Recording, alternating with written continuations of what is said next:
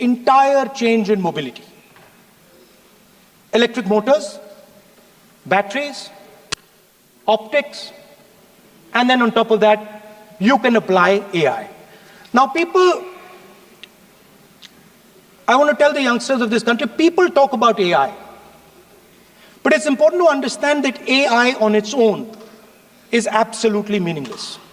Because AI operates on top of data. Without data, AI means nothing.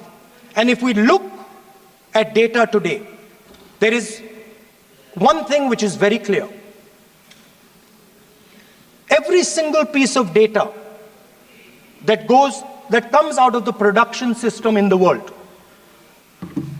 the data that was used to make this phone, the data that is used to make electric cars, the data that is used to make basically all electronics on the planet today is owned by China.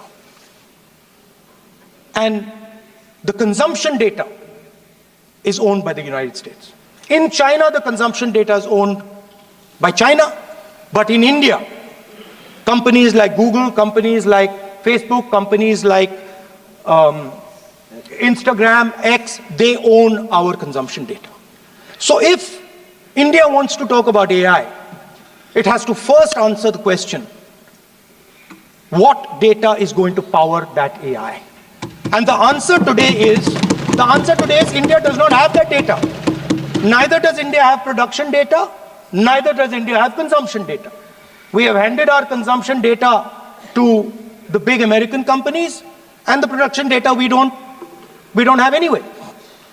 So what would that vision look like? The first thing, we would start getting youngsters excited about this revolution. We would start to introduce the idea of a completely new way of moving, a complete revolution in how things move. We would start teaching our children in schools about batteries, about electric motors, about how these things combine, about how drones, robots, electric cars are structured, how they will work together. And most important, we have to start building a production network so that we can get access to production data. Now, what would we focus on? We would not give you a laundry list. China has at least a 10-year lead on India in this space. China has been working on batteries, robots, motors, optics for the last 10 years, and we are behind. So what would our president's address say to the youngsters? We will choose critical areas in each one of these technologies, and we will start to build capabilities in those areas. The second thing we would do, we would ensure that our banking system is not captured by 2 or 3 companies that basically do not allow you to build a production system.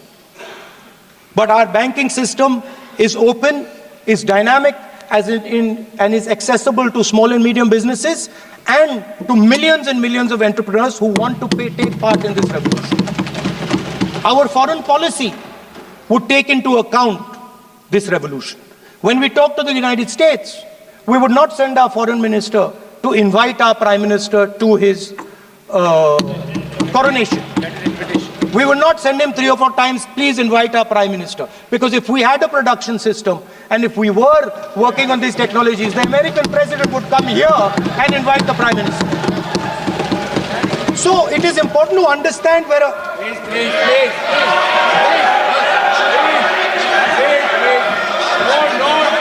No, foreign policy.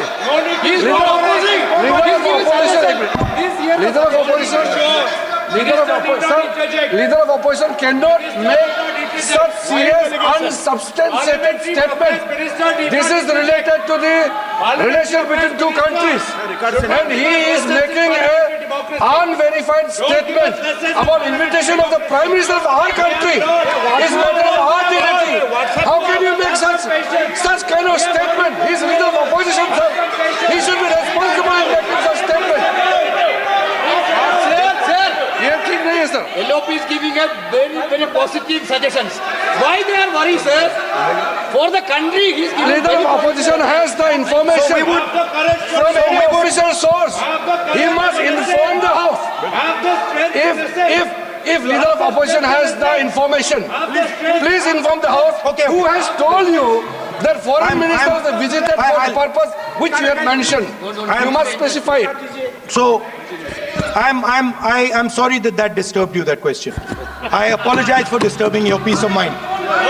It's okay. I've apologized. I've apologized for disturbing your peace of mind. I'm sorry. Apologize for lying to the House. ऐसा नहीं होता है. तो serious होना चाहिए leader of opposition को. देश का विषय है. कम देश के मामले में तो एक हो. देश के मामले में तो एक वॉइस से बोलना चाहिए. ये गलत बात है. जनता का विषय ठीक नहीं है. लीडर ऑफ अपोजिशन को इस तरह का बयानबाजी नहीं करना चाहिए. ये गंभीर विषय पर चर्चा चल रही है. इसका गौरव विषय है. So we would start by telling our young men and women that they have to be at the forefront of this revolution. We cannot afford that the Chinese are at the forefront of this revolution. Number one. Number two, we would ensure that the absolute best experts on these technologies would talk to our students, would talk to our youngsters and guide them on what a future, on what these future technologies are going to do. We would make them partners in this revolution. Now, we talk about defense. And today, we have the Chinese. And the Prime Minister has denied it. And the army has contradicted the Prime Minister. It's true. The Prime Minister has denied it. The Prime Minister has denied it. And the army has disagreed with the Prime Minister that China is sitting on 4,000 square kilometers of our land, of our territory.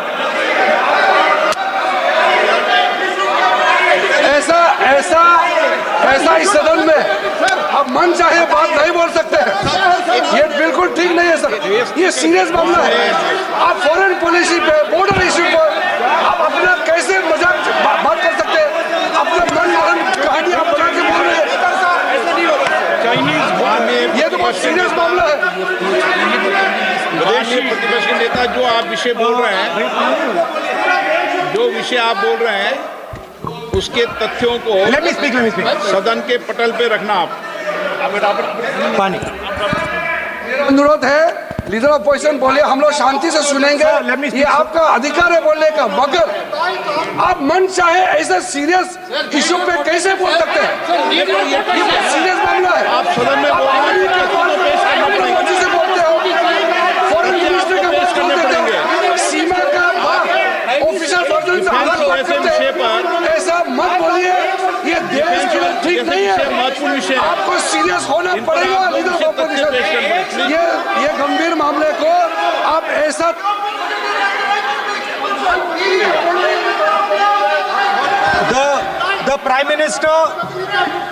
The Prime Minister has denied that Chinese forces are inside our territory, but for some reason our army keeps talking to the Chinese about their entry into our territory, and our Chief of Army Staff has said that the Chinese are inside our territory. This is a fact. This is not invention, this is a fact. Now, but the reason China is inside our territory is important. Because people think that wars are fought between armies and their weapons. But the fact of the matter is that wars are fought by industrial systems.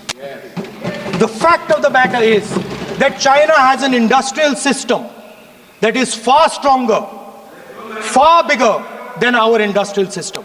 And that is why they have the guts to come inside this country. The reason China is sitting inside this country is because Make in India has failed, The reason China is sitting inside this country is because India is refusing to produce. And I'm worried that India is going to give up this revolution to the Chinese once again. The reason I made this reference is because everything is connected. If and when we fight a war with China, we will be fighting with Chinese electric motors, Chinese batteries, Chinese optics, and we will be buying Chinese motors, Chinese optics, Chinese batteries. It is a non-sustainable proposition. That is why for our security, for the future of our children, for the future of our country, we have to build a production system, and we cannot allow this revolution to go by. Now, the next step, we have a strategic partner called the United States. The partnership should focus on how India and the United States can work together to take advantage of this revolution. That is what the conversation should be on. Please understand that India is as important as the United States for the simple reason that they cannot build an industrial system without us. They cannot build a production system without us. No matter what they say, the Americans simply cannot do what India can do because their cost structure is much, much, much more expensive than ours. We can build things that the Americans would never imagine. India can do that. So that would be the first part of a president's address. We would talk to the youngsters in India and say to them, we want you to be partners in this revolution. We want to change the Indian banking system so you can have access to it. And we believe in you, we trust in you, and we believe you can take on the Chinese. That's the first part. The second part would be about participation. We have done a caste census in Telangana. And what we have found is shocking. Almost 90% of Telangana is either Dalit, Adivasi, backward, or minority. Almost 90%. And I am convinced that that is the story across the country. I am absolutely convinced that the OBC population of this country is not one less than 50%, possibly 55%. 16% are Dalits, 9% are Adivasis, 15% are minorities. Last budget, there was a photograph. You remember the photograph? Of course. वो मक्खन बांटने वाली, हलवा बांटने वाली photo. मैं हैरान हो गया कि इस बार फोटो ही हटा दी. हलवा खिलाया मगर दिखाया नहीं किसको खिला रहे. नेता please chair.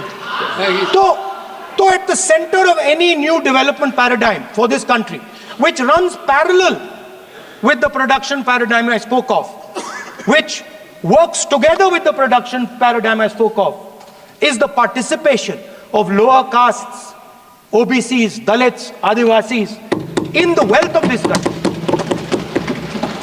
If we look at the largest corporates in this country, they're all owned. None of them are owned by OBCs. None of them are owned by Dalits. None of them are owned by tribals.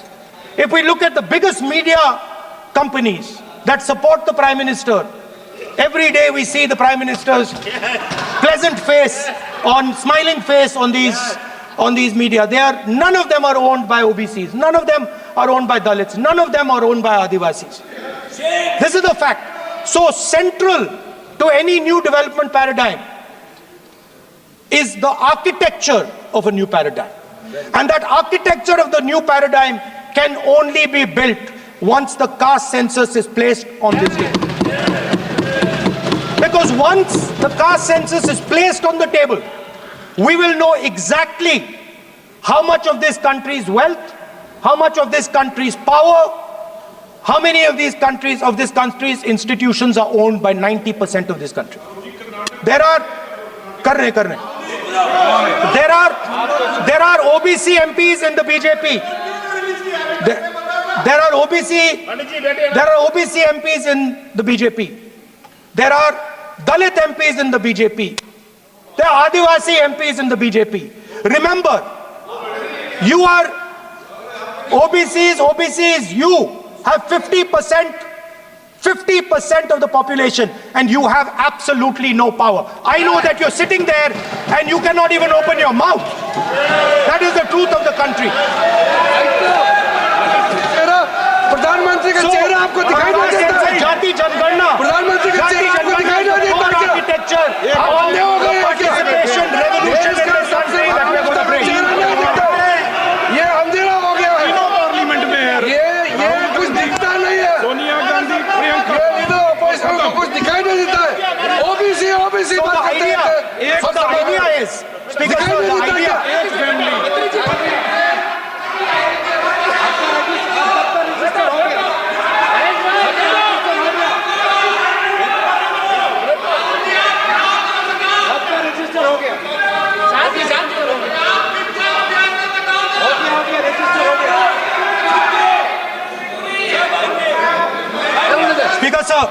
Speaker sir, so the idea is, on one side, allow India and the Indian youngsters to participate in the coming mobility revolution. Allow them to participate in building robots, in building drones, in building electronic items, in building EVs. And on the other side, running parallel.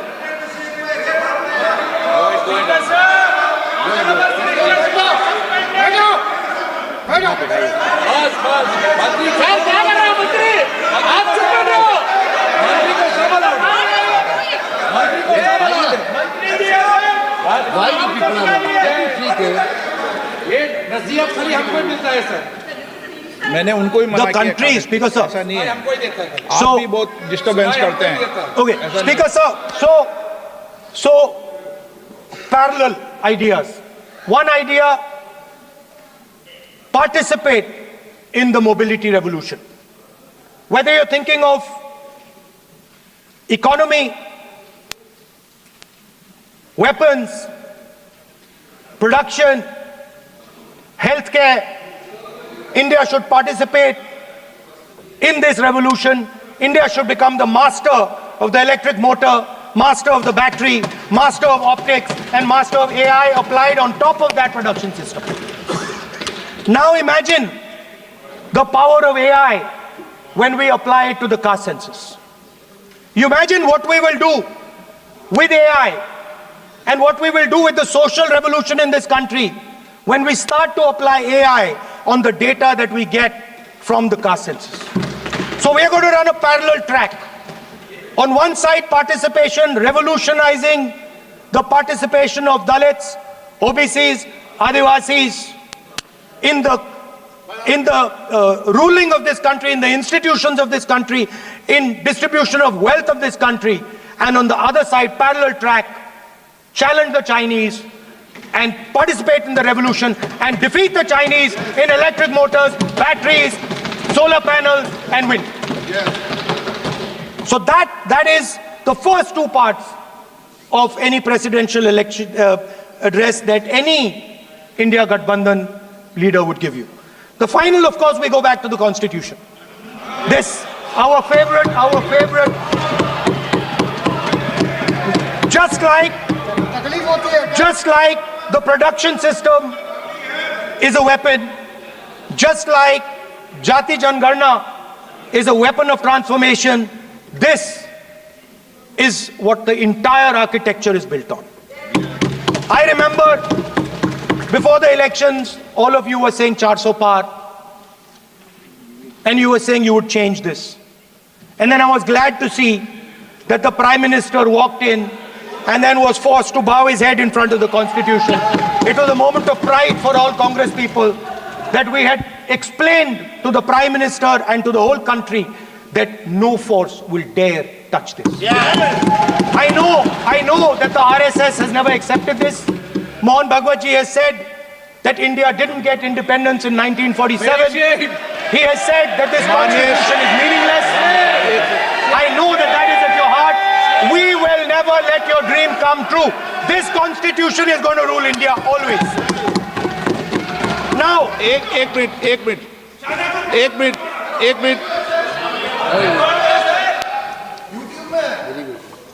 आप प्रतिपक्ष के नेता हैं, मेरा आपसे आग्रह है कि जो विषय आप रखें वह तथ्यों पर आधार पर रखें, उचित होगा। मैंने आपको पहले भी कहा, और जो सदन के सदस्य नहीं हैं उनकी चर्चा न करें। सर बताता हूं, सर मोहन भागवत आप ने नियम प्रक्रियाओं की पालन करें, आपसे अपेक्षा है। सर मोहन भागवत जी ने स्टेटमेंट दिया। मोहन भागवत का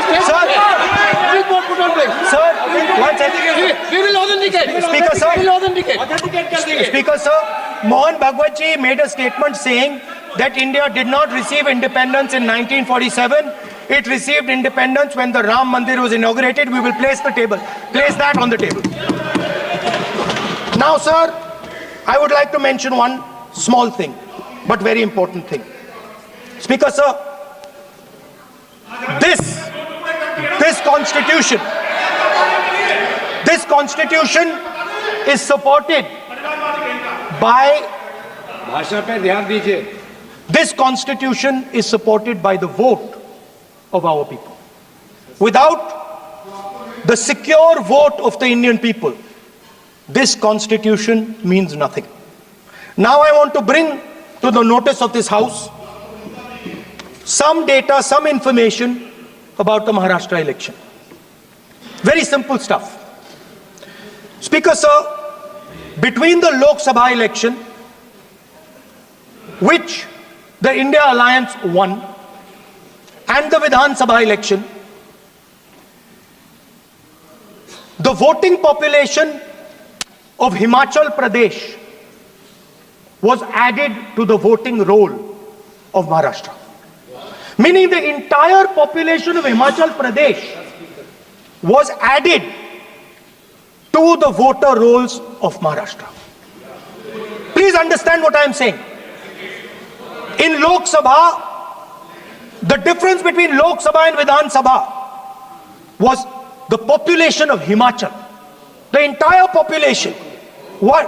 Almost 70 lakh new voters suddenly arrived between Lok Sabha and Vidhan Sabha.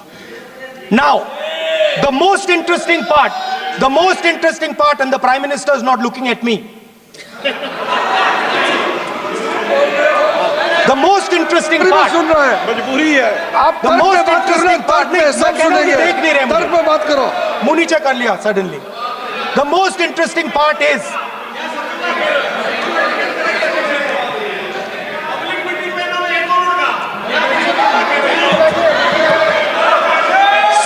Sir, Maharashtra में more voters were added in 5 months in Maharashtra than were added in 5 years in Maharashtra. जितने 5 साल में add हुए उससे ज्यादा 5 महीने में ऐड हुए, आखिरी 5 महीने में लोकसभा चुनाव के बाद। Sir,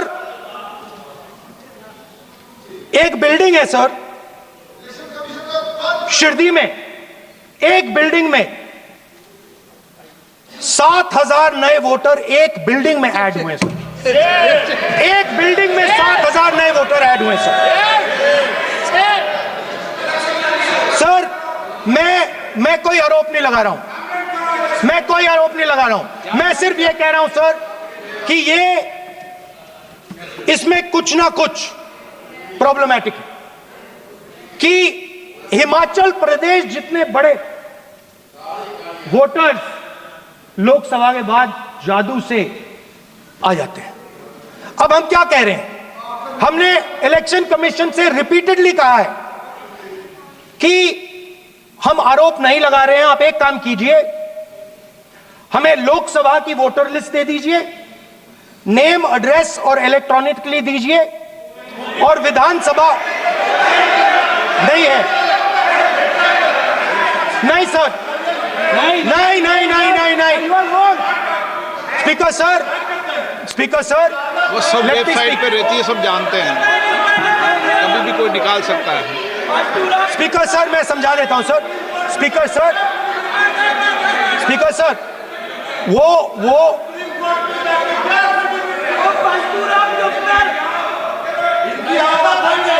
Speaker sir, we have asked. Speaker sir.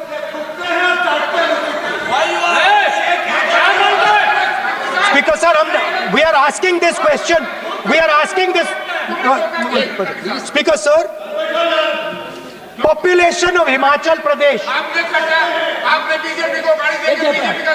Please. Population of Himachal Pradesh has voted. Extra has voted in Maharashtra. We are saying to the Election Commission, please give us the names and addresses and polling booths of all the workers in the Lok Sabha and all the workers in the Vidhan Sabha so we can calculate who these new workers are, who these new voters are. Interestingly,